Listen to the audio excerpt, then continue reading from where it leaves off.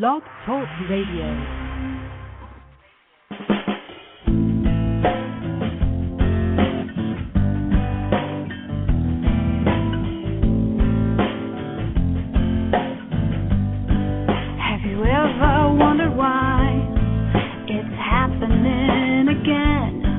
Welcome to Mindshifters Radio with your co-host, the Forgiveness Doctor, Dr. Michael Ryce, and his wife Jeanie. Michael and Jeanie share with you the wisdom of the ancient Aramaic internal process of forgiveness. They offer tools and support 5 days a week. They will support you in building a solid foundation within yourself to live in pure love. In Aramaic, Rachma. Michael is the author of So Why Is This Happening to Me Again? For more information on Michael and Jeanie, please visit www.whyagain.com. And now your co-host, the Forgiveness Doctor, Dr. Michael and Jeanie Ryce. To the brightness within you and the truth that is rooted within me. Hello and welcome to Mindshifters Radio. This is Diane Buckberger. Dr. Michael Ryce and Jeanie are away this week, and Dr. Tim Hayes will be your host, and I'm going to be controlling the board. So for more information, please visit us at www.earthangelsradio.com and also www.whyagain.com.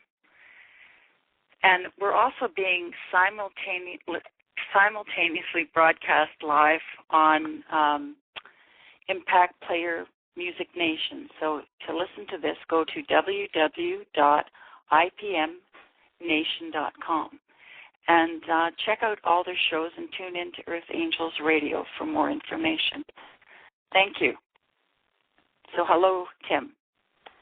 Thank you, Diane. Thanks for being here and running the board and keeping an eye on people in the chat room. Mm-hmm. And again, if you would like to talk, raise a question, make a comment, our number is 646-200-4169. And if you want to say something, make a comment, or have a question, press 1, and that'll let Diane know that you want to talk. And Diane, I'm going to do some talking, and if somebody comes up, if there's a caller, please feel free to interrupt me and break in. Mm-hmm. Okay. We're here with Mindshifters Radio for the purpose of supporting people who want to make their lives better with practical tools. And the core tool in this work is called the forgiveness process.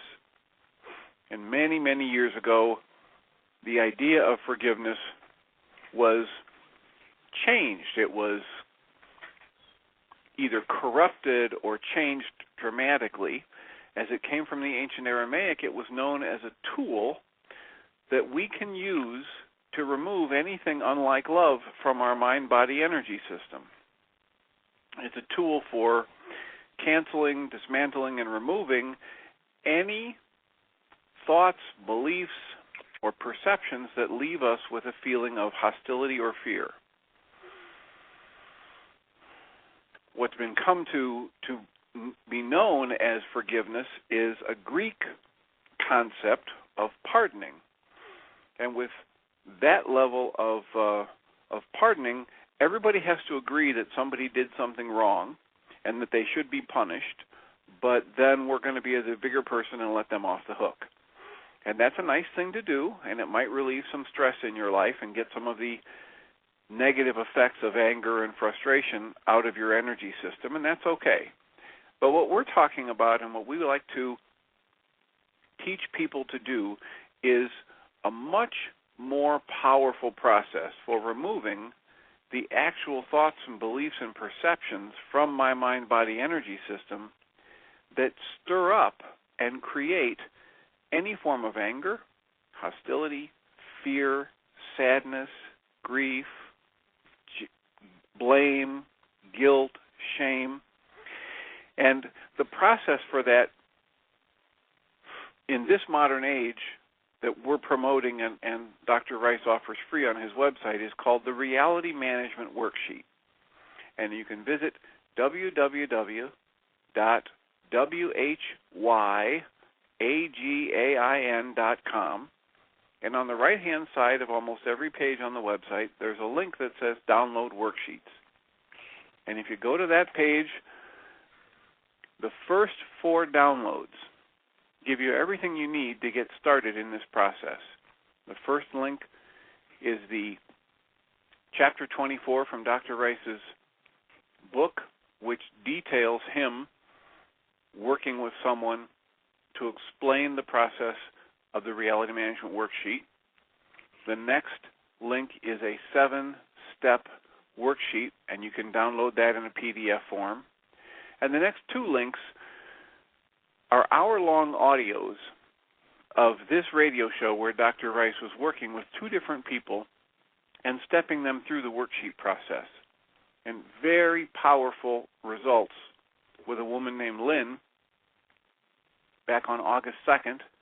And then she provides an example of someone who's very willing and very ready and has obviously a very courageous soul to come on an internet show and do that level of work. And Dr. Ryce calls that one of the most powerful and productive worksheets he's witnessed in his 20-plus years of doing this work. And then the next one is Dr. Ryce working with another person who called in. And this person has a whole different approach and wants to keep looking outside of himself and discussing what other people are doing. And Dr. Ryce has to keep working with him to bring him back. And then he finally gets the idea that the upset he's having is really being created by his own thoughts. So 2 very different approaches, 2 very powerful worksheets. We encourage you to visit the website. It's free. Download the worksheet process, work on it, and watch what happens. And if you have questions about that, if you get stuck or if you don't understand part of it, that's why we're here. 5 days a week, Dr. Ryce and Jeanie and a variety of other people who do support groups for this kind of work are making ourselves available to answer questions, to explain the process, and to share successes.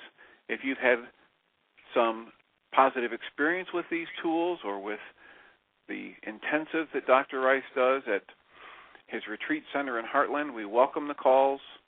The show gets more interesting when we've got interaction, if people come up with a problem or they want to share a success.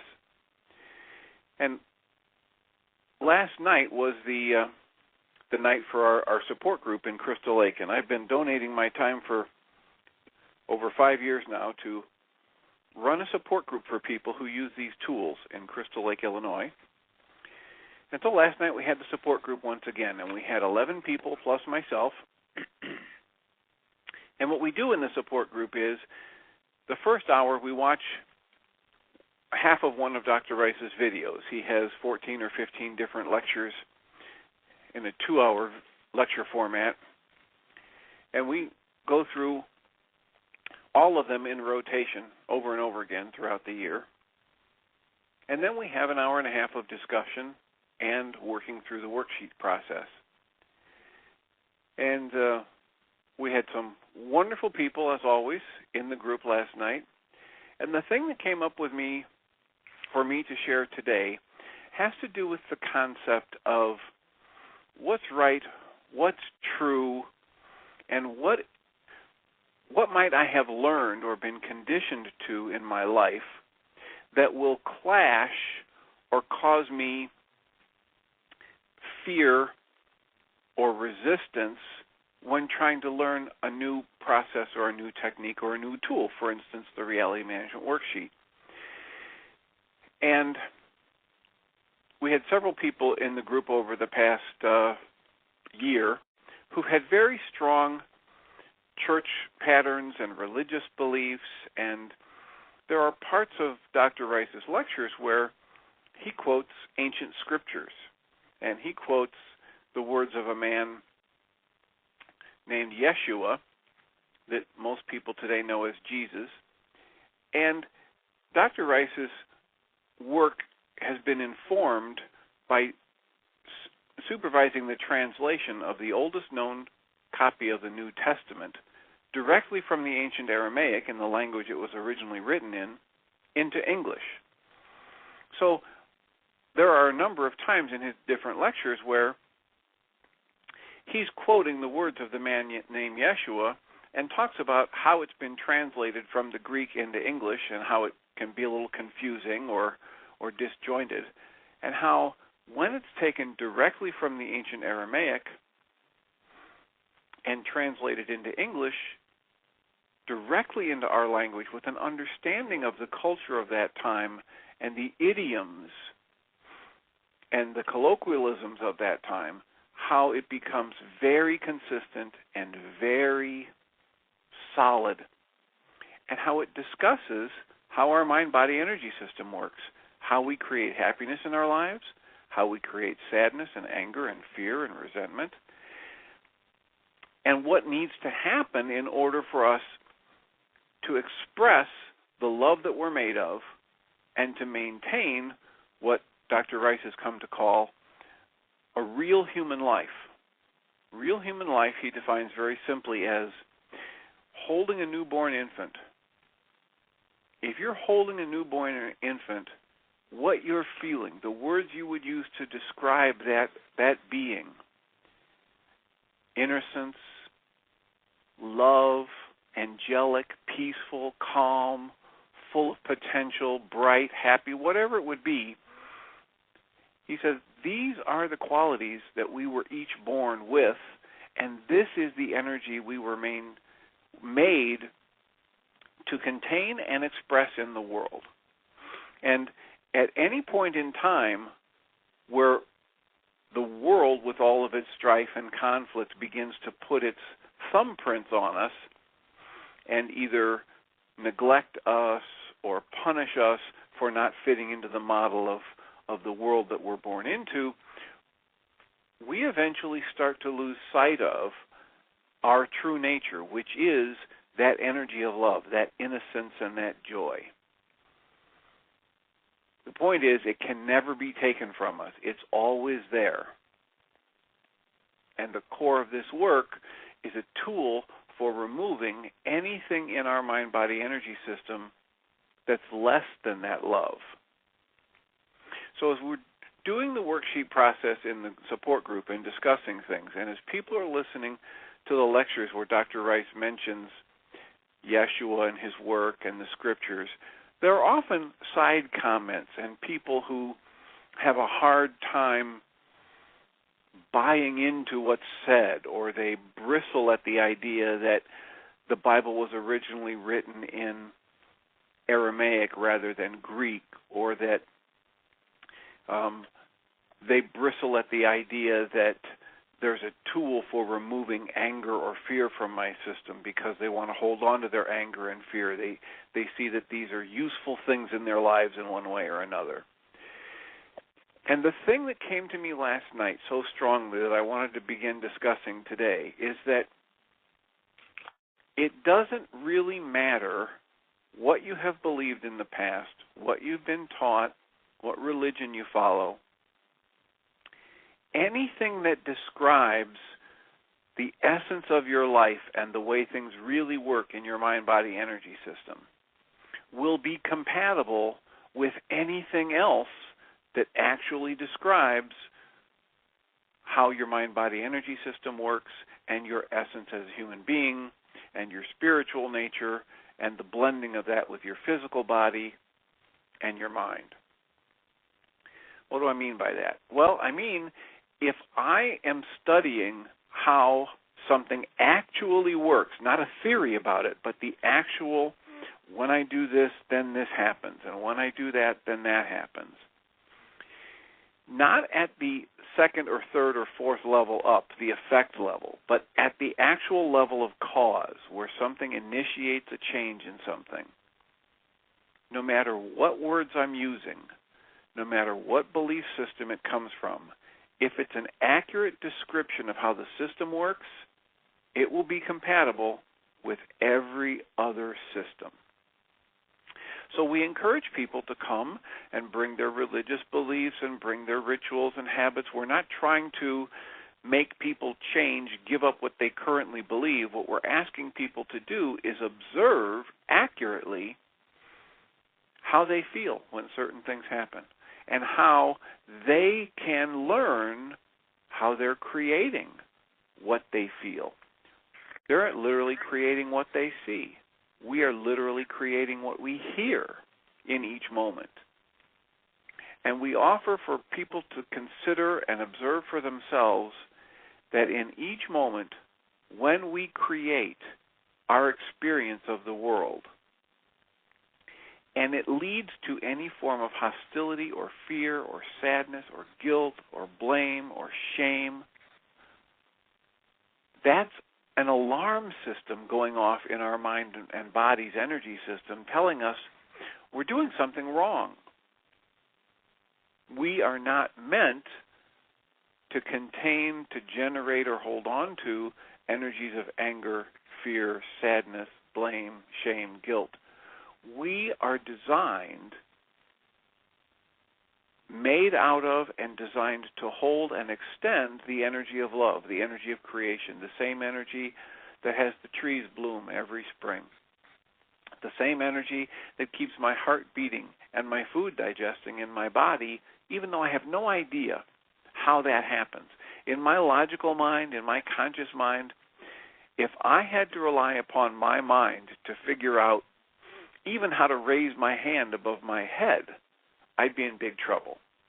If I had to figure out with my conscious mind, every time I eat a piece of food, what enzymes have to be released, what acids, how to produce the right kind of saliva to break it down, and then what happens in the stomach or the intestines, and how to extract nutrients and energy from that and convert it to a glucose that my cells can use as food. If I had to figure that out, I would cease to exist. So observation lets me know my conscious mind really has no ability to comprehend, much less drive, all of the processes in my physical body. So there must be something else going on here. There must be an intelligence, whether you want to call it nature or you want to call it God or the Creator or light or spirit. There must be something bigger than my conscious, what we call carbon-based memory mind. And that mind set up a warning system for me. That mind knows that everything is about the energy of creation, and the energy of creation is about balance and flow and acceptance and love. And that mind set up a warning system for me. And that warning system is any form of hostility or fear, any form of tension, resistance. This warning system, whenever it goes off, is there to alert me to the fact that I'm missing the boat. I'm not on target.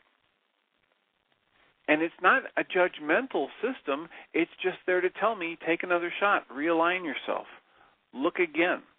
You're missing something or you're misinterpreting something.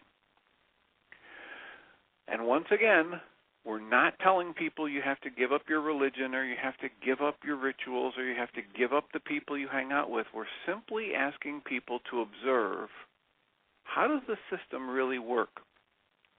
What were you as a human being designed to embody and to express in the world? And we all have choice. We have the choice in every moment to choose the focus of our conscious awareness. And with that focus, we literally create our experience day in and day out. We were talking about it yesterday. If we had 10 people here in my office looking out over the parking lot, we would have 10 different realities. In the mind of each person, they would be choosing what to focus their attention on. Some might focus on the traffic going by. Some might focus on the bushes right near the window and the birds that are in them. Some might focus on the trees across the street and the power lines. Some might focus on who's walking in and out of the building across the way. Some might choose to focus on the little creek. and the trees off to the right. As we choose the focus of our conscious awareness, we create our perception, we create our beliefs, we create our responses, we create our judgments. And our emotional energy system is there. We just offer this for your consideration, that the emotional energy system is there to let us know when we're on target and to let us know when we're missing the mark, and to let us know when we miss the entire target altogether. If I have a result in my mind-body energy system of love, of peace, of compassion, of acceptance, of serenity, then my alarm system is telling me you're on track. If I have any form of hostility or fear, my mind-body energy system is telling me I'm making a mistake. And once again, I would offer that if I'm observing the system accurately, it doesn't matter which set of words I use to describe it, it will be compatible with every other system. So we have things like 12-step programs. We have things like Unity Church and their 5 principles. We have things like Catholicism and their sacraments for returning people to favor with God or to the energy of love. None of these have to be thrown away. The parts of them that are accurately describing how the system works will be completely compatible with every other system that describes how the mind-body energy system actually works. So, if I have a very strong Catholic belief, it's entirely possible that I can pick up the reality management worksheet process and find that it helps me dismantle anger, fear, hostility within my mind-body energy system.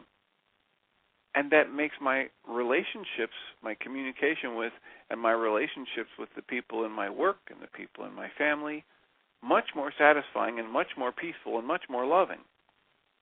And I would offer I can do that regardless of the religion I come from, that there's nothing in the reality management worksheet process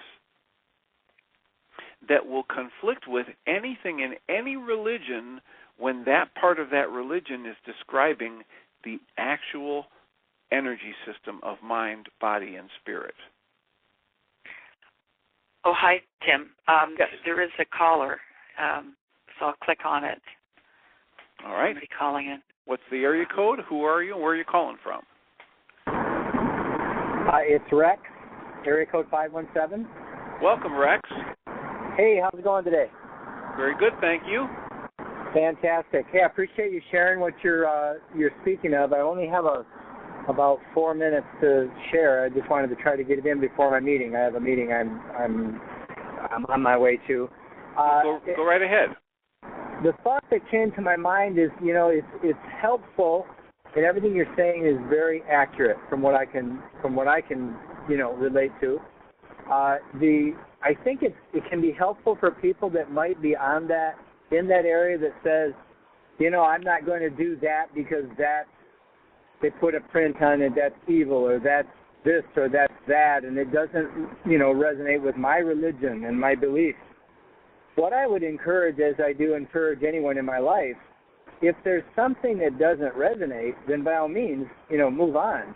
But understand when you're resonating what's inside you, and it's coming from a base of hostility and fear, even though it may be a very loving, kind person, then that's what they're going to see it through, and it'll be projected on it. And one of the things that I've noticed in our work that we do, that this work is very much, and Yeshua's teachings, that, this is an energy system. The work and the design of the tools are all there to bring up the hostility and fear and heal it.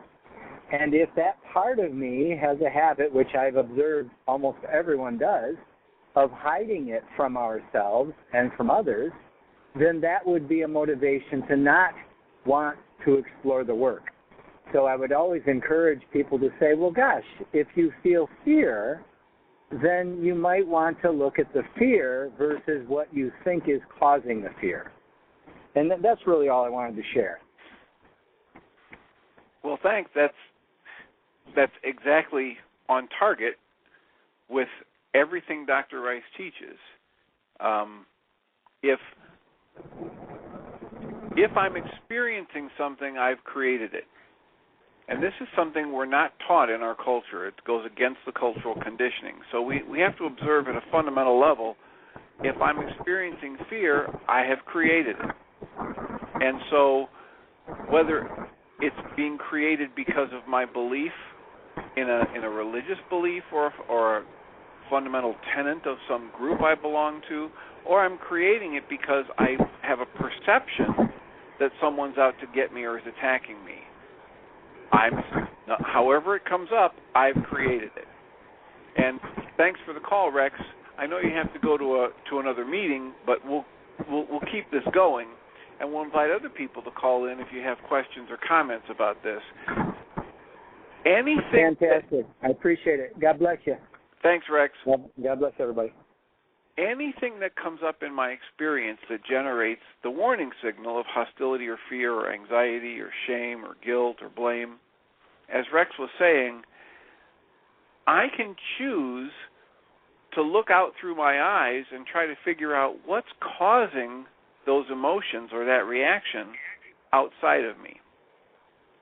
But if I do, I'm missing the boat, because I'm literally creating any fear, any joy, any compassion, any sadness, any hurt within me by the choice of my conscious awareness and the focus of my mental energy on my thoughts.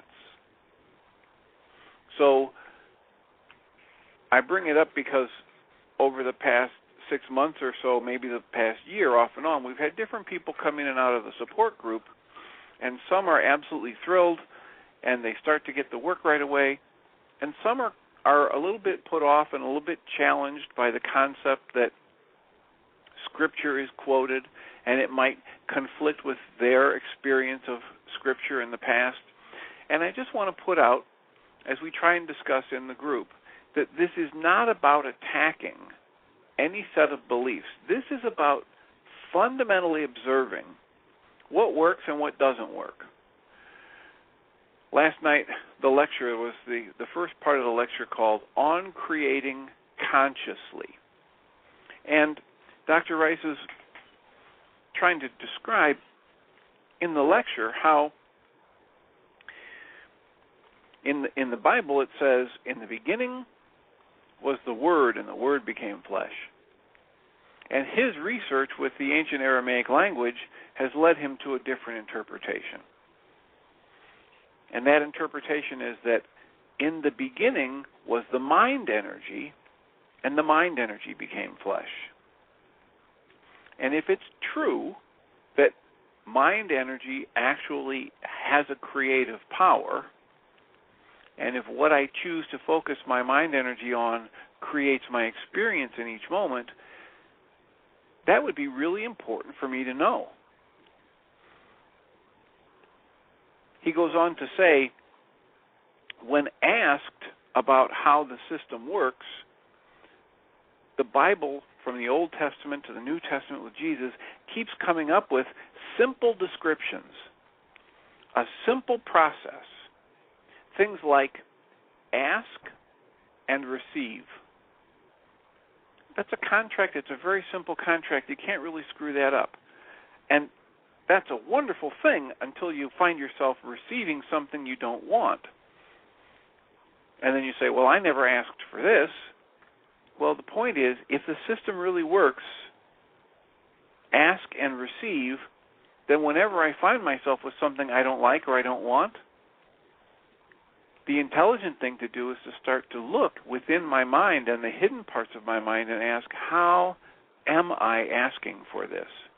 Whether it's physical pain or emotional pain or lack of money or bad relationships, if it's a system that's really set up by the Creator that says, ask and you receive,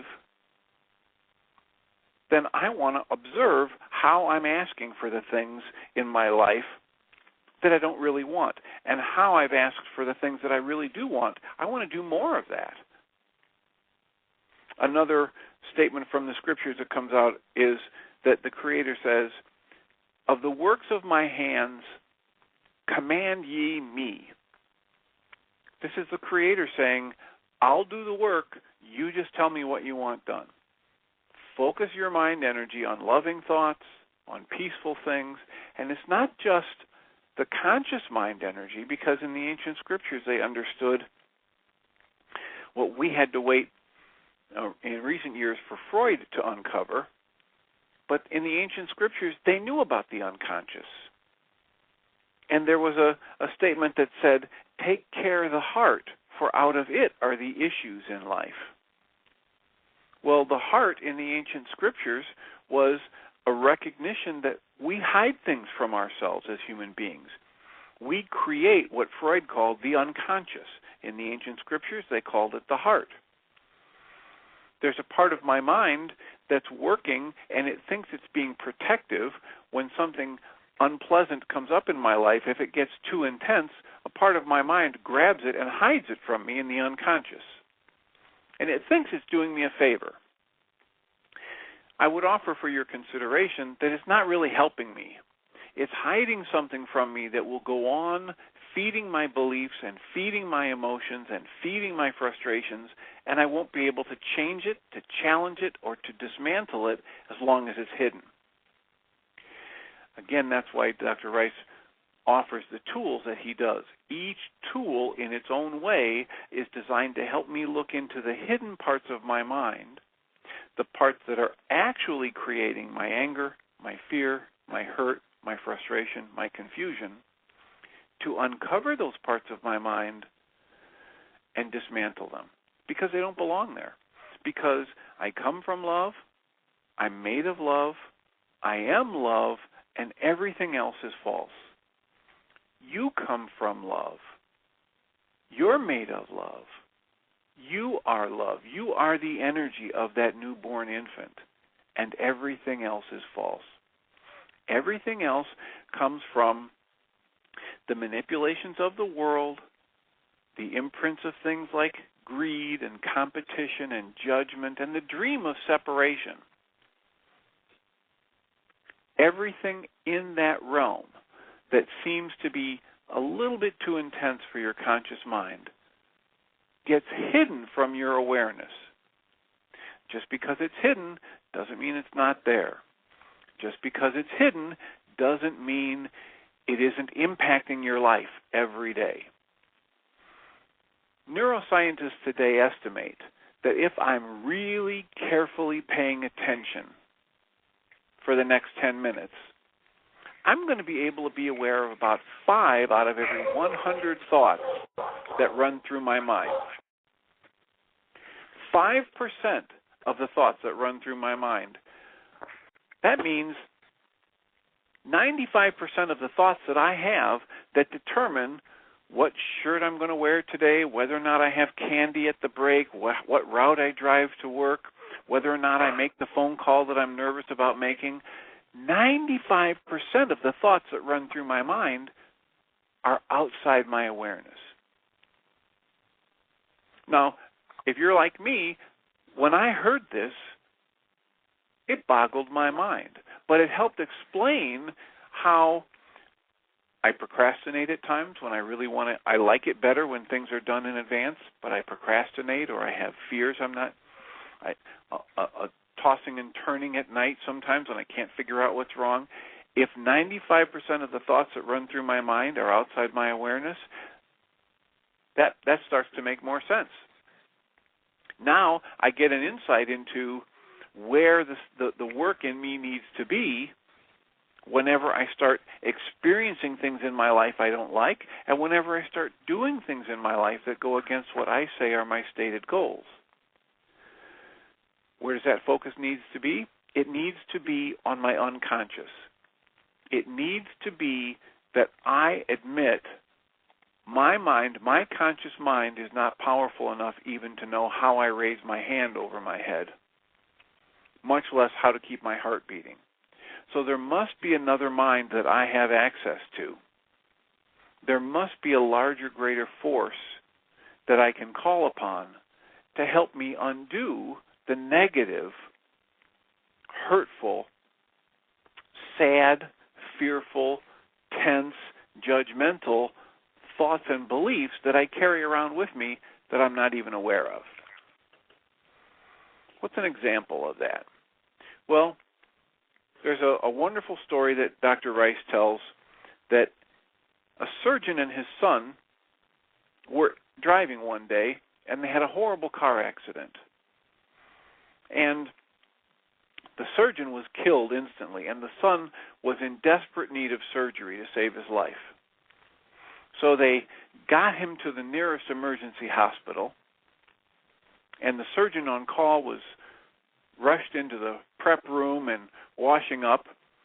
And when the surgeon walked into the operating room, the surgeon stopped and said, "I can't operate on him. It's my son." And the question is, how could that be? How could the surgeon be killed in the car accident and then have the surgeon say, "This is my son"? Well, the simple answer is the second surgeon is the boy's mother. But most people don't think of that.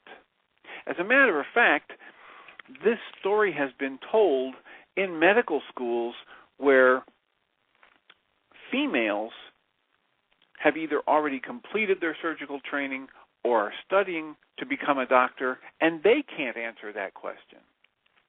Why couldn't they answer that question? Because there's a bias in their own mind that's hidden from them that says only men are surgeons. Now, at a conscious level, they know better. And once they're told the story, what people often say is, well, there was a trick in the way you told that story. That's why we couldn't figure out who it was. But the story is carefully worded, so there's no trick. There's no mixing of pronouns. The fact of the matter is, for most of us who are 50 years of age or older, it was a male doctor that delivered us. It was a male doctor that we went to as we were children. For most of us, it was a male doctor who did the stitches or did the x-rays or was the dentist, et cetera, et cetera, et cetera. So there's an enormous file in our minds about our experiences with doctors, and the overwhelming majority of those experiences were with men as the surgeons, men as the doctors, men as the dentists. That doesn't mean we never saw a female doctor. We did. But the number of times that happened was far fewer. So the file in my mind for a female doctor is much smaller than the life experiences and memories and emotional attachments to the experiences I had where men were the doctors. So when a story like this comes up and the word surgeon strikes my ear, it resonates in my mind that whole file I have on doctors, which is men doctors, men dentists, men x-ray technicians, etc. This is an example of how what I'm holding in my unconscious can become a strong bias that blinds me to the truth of the actual situation in front of me. This is what I need to go look for every time I feel any form of anger, hostility, fear, guilt, or shame. Any negative emotion is not a bad thing. It's a good thing. It's the Creator that set up an alarm system to tell me, Tim, you're missing the point here. Tim, you've distorted the data and you've reached a false conclusion. Tim, you're trying to store hurtful, negative energy in your system that was designed only for the energy of love, for compassion, and for joy and creativity. So, the process continues, my alarm system is on ready, and every time I think something, see something, read something, or feel something that's less than love, my alarm system says, you're off the You're off the mark. Take another shot. Reassess what you just thought. Take another look at what you just believed you heard. And instead of looking outside with the eyes that point out, look inside. Look into the hidden parts of your own mind, Tim, where you must have at some point in time either inherited from your, what I call the energy and genetics that I get from my parents, my grandparents, my great-grandparents, my great-great-grandparents. It may come from there. It may be something that I haven't personally experienced in this lifetime, but it's in my energy system. Or it might be something that happened to me when I was in grade school, and I found it too scary, too upsetting, too hurtful, too confusing, too overwhelming, and that, quote, protective, unquote, part of my mind grabbed a hold of that incident and put it in my unconscious, and it may be sitting there ever since I was 8 years old. And as it sits there, there's a belief that says, Tim, you're a bad person. Tim, you did the wrong thing. Tim, you don't deserve to succeed. Tim, relationships are dangerous. Tim, the world is a dangerous place. Tim, anger's a bad thing. Tim, you're too weak to cope in the world. And if that belief is sitting in me, and it's been in me, hidden from my awareness ever since I was 8 years old, you can bet it is getting triggered every once in a while, and it's generating energies that influence how I interact with the world today. I'm no longer 8 years old. I'm 57 years old. I'm a psychologist. I have my own practice, but that doesn't mean I always feel competent. It doesn't mean I always feel safe and secure and in control in a situation. And so I know with my conscious mind that any time I get triggered to feeling scared, confused, out of control, it's old stuff. It's my old beliefs. It's my old mindset from being 8 years old or 12 or 16 or 25. And if I hold that awareness and I use my alarm system, I can redirect the focus of my conscious awareness to start looking at where I'm making a mistake, where I'm holding a negative belief, where, for instance, if I was raised Catholic, there may be many different wonderful pieces to that religion, sacraments to return me to that state of balance and grace with the Creator, commandments that say, do unto others as you would have them do unto you, prayer that has me focusing on my connection to God. But there might also be some human-based, fear, anger-based, guilt and shame-based beliefs. And if I tap into those beliefs and it results in my being fearful or angry or hurt, just as Rex was saying, that's a sign for me not to throw out my whole religion, but to take a look at what this piece of it is stirring up in me and how I'm using this piece of my religion or that belief system to create a negative experience in my own mind-body energy system. Once I do, now if I see the source, I can easily dismantle it. There are tools on the website, as we've mentioned, www.whyagain.com. On the right-hand side of the page, download worksheets. Click on that link, download Chapter 24 of Dr. Ryce's book. It explains everything about the worksheet process, why it's important, and how to do it. The next link is a 7-step worksheet, all free. The next step is, or the next 2 links are audio downloads of hour-long internet shows just like this one, where someone called in, asked a question, and got stepped through the worksheet process so you can hear it step for step, the rationale behind it, the real issues that are being addressed, and the results people got. If you'd like to call in, the number is 646-200-5787. 646-200-4169.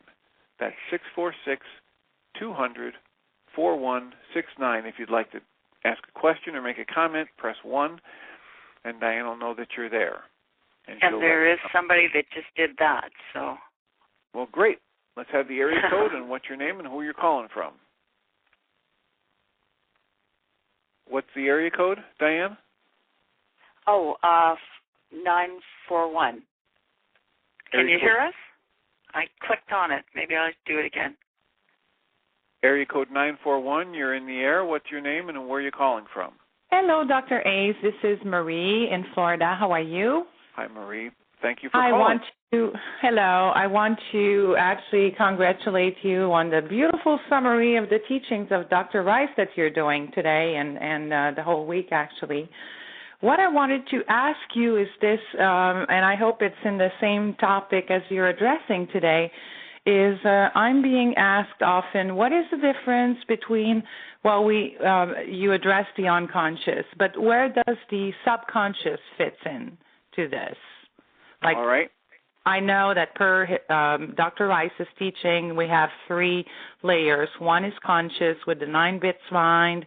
There's a subconscious, which is the seat of the habits, and the unconscious that is taken out of our awareness through a veil, and the forgiveness process is to unveil that part of us. But how do they tie in together? All right. That's an excellent question. Thanks. And please, if you can, stay on the line so you can give me feedback about whether or not this makes sense. Okay. One of the things that I like to talk to people about is an operational definition. And an operational definition means simply this. I'm going to decide whether something fits in one category or another by the way it operates. Now, when I first learned this term, it had to do with the concept of behavior modification and reinforcers. So let's say I'm trying to train my child to pick up his room every morning before he goes to school. And I'm starting really early. He's a preschooler. And I tell him, if you pick up your room, I'll give you 5 M&Ms. Now the question is an M&M a reinforcer? Is it a reward? The operational definition would say the M&Ms are a reward or a reinforcer only if they increase the behavior that I'm looking for. Okay. So for my preschooler, they may be very rewarding. And so an M&M in this situation is a reinforcer. It's a reward. If I have a teenager and I say, well, I want you to start picking up your room. You've been getting kind of lazy with it, and I'm going to do just what I did when you were in preschool, and if you pick up your room, I'm going to give you 5 M&Ms. That won't do the job. It's not likely that at that point 5 M&Ms are going to be operating as a reinforcer for the teenager. So the difference between my conscious mind, my subconscious, and my unconscious is simply how they operate. Oh, okay. And so the conscious material in my mind, it isn't located necessarily in a different part of my brain. It isn't run necessarily by different neurons. We are still learning. We're just at the beginning phases of learning how all of these parts of the brain function and work together. There's a fascinating talk on TED about the difference between left brain and right brain, and there's a researcher and a psychiatrist who is wonderful at describing these things. And he said, he's got a whole new way of thinking about it. It's not just that the creative and emotional is on one side and the logical and the linear is on the other side. So we're just beginning to figure out how it all works. So for the purpose of today's talk, let's just talk about how they function rather than thinking that one is hidden over here or one works a different way. The conscious material is the stuff that I'm aware of in this moment. If I hold my hand out in front of my face and I see the 5 fingers and I flex it, that's all part of my conscious awareness. Subconscious operates this way. Its material that I'm not thinking of right now, but it can very easily be triggered into awareness. So, the color of my car. Oh, I know my car is black. Okay, but before you asked this question, I wasn't sitting here thinking about the color of my car. It wasn't in my conscious awareness. Okay. What are your thoughts about the President of the United States? Oh, well, now all kinds of things can come up from your subconscious. You weren't actively thinking about them when you called in here today. So it's easy access material that can be bumped up from a level in my mind where I'm not thinking about it, but it can easily become conscious. That's the subconscious. And that's a tremendous amount of material. Years, I might be able to think if I slow down and someone were to ask me, what was your best friend's name when you were in 8th grade? Oh, I haven't thought of that in years, but now that you ask me, that was Frank. Okay, great. That's a subconscious piece of material that's now become conscious very easily. The unconscious, by definition, the way it operates is there's my emotional energy hiding it from my awareness, and it will not easily come into my awareness. For the subconscious, it easily becomes aware. For the unconscious, there's my mind energy.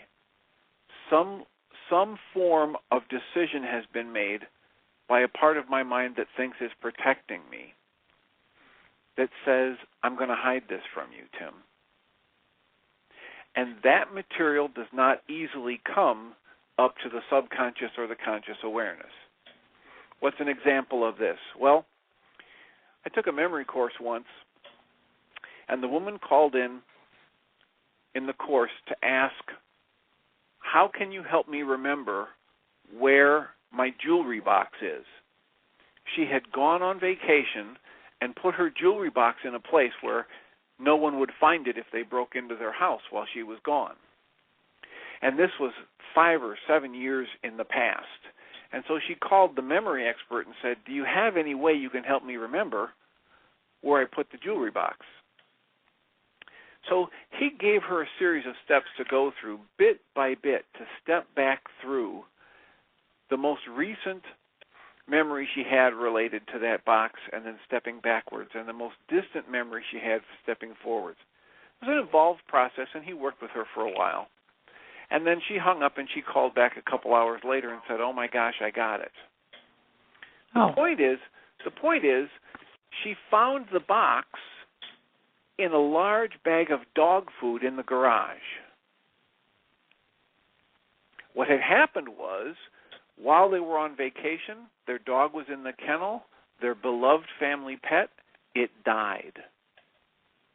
Okay, so there was an emotion attached to the event. Her intense sadness and emotion about the death of the dog and not wanting to deal with it and having to deal with the kids and how the whole vacation was now a bad memory, blocked her from accessing that she stuffed this jewelry box in this 50-pound bag of dog food in the garage, and it hadn't been touched. The bowl, the bag, all the bedding of the dog had been left untouched for years. They just left it in a closet in the corner and didn't go there. Mm-hmm. That would be an example of an unconscious piece of material, which, when you work with it enough, when it gets stimulated enough, when there are enough triggers, either outside or inside, it adds enough energy to that memory and that neuro energy within us, and it bursts through to conscious awareness. Hence, that's the reason why a certain event happens and it's totally unrelated, and it triggers like a bad memory of something else that had no correlation. Because even though it has low energy, it's still always radiating in the energy system, correct? Right. It may have That's what we call a trigger? Yes. It may have a very low logical correlation, but it can have a very high emotional correlation. So it might be the same kind of anger I felt at the kennel when they didn't keep my dog safe, and then 5 years later, I might be getting angry at my boss because he's overloading me with, work, and it's making me look like I'm no good at my job, so now I'm afraid I'm going to lose my job, and I might have the same level of intense anger at my boss that I had towards the people who ran the kennel, and all of a sudden I might remember my dog's death. Oh, wow. Okay, so the logic is not like absolute, but it's triggered by the emotional energy. Right, emotional energy, intensity, the flavor of the emotion, the different visual stimuli. It's different for all of us. Yes. But the bottom line is the subconscious material can easily be triggered to awareness. The unconscious material has my own mind energy convincing me, don't look here. I wrote a blog entry about this not too long ago on my blog. I'll type that in the chat room. But it's as though some part of my mind that thinks it's being protective, whenever something comes up that's not, it judges isn't safe, it grabs that material and hides it in my unconscious, and then it says to me, you can't handle this truth, and so I'm going to hide it from you. Okay. And it's my own mind energy blocking me from seeing something. And that's the big part of the forgiveness worksheet, reality management, is to uncover these, release that kind of disintegrative energy, and be done with it. Yeah, it's to recognize that if I'm feeling any kind of hostility or fear, and I'm blaming it on anyone or anything outside of me, that's the way I stay stuck in anger and fear.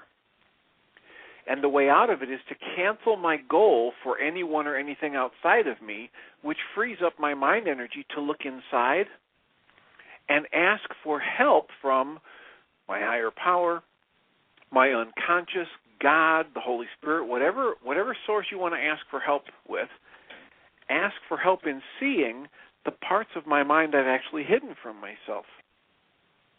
Absolutely. And that's when I start to see images and connections.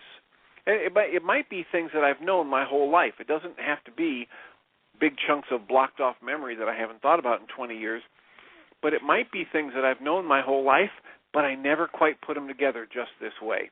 And the more I do that, the more I dig out the negative traumas and beliefs from my unconscious and bring them to the light of day and use my ability to focus my conscious awareness on my source, my connection to my source as the energy of love and creation, the more those negative energies get dissolved. The more they get Kim, dissolved. there's about 2 minutes left. I know. I'm at that wrap-up point. Okay. Thank you so much. You're welcome. The more they get dissolved, the lighter I feel, the less I resort to anger and fear to try and resolve my problems, and the more I move myself into an increasing sense of health, love, vitality, and creativity, and the more I create the best year yet of my eternal life. And we join you in doing that. So look at the website, www.whyagain.com. You can check out my blog at ccandf.blogspot.com, and I'll put that in the chat room. And come on back tomorrow, bring a friend, download the worksheets, get started, see if it makes sense to you, and call us tomorrow if you have questions. Thanks so much for being here, and thanks, Diana. Oh, everyone have a good week. Thank you. Bye-bye. Thank you for listening to Mind Shifters Radio with the Forgiveness Doctor, Dr. Michael Ryce, and his wife, Jeanie, who present that internal Aramaic process of forgiveness. Michael and Jeanie are here every Monday through Friday on Earth Angels Radio. For more on Michael and Jeanie, please visit www.whyagain.com. That's www.whyagain.com.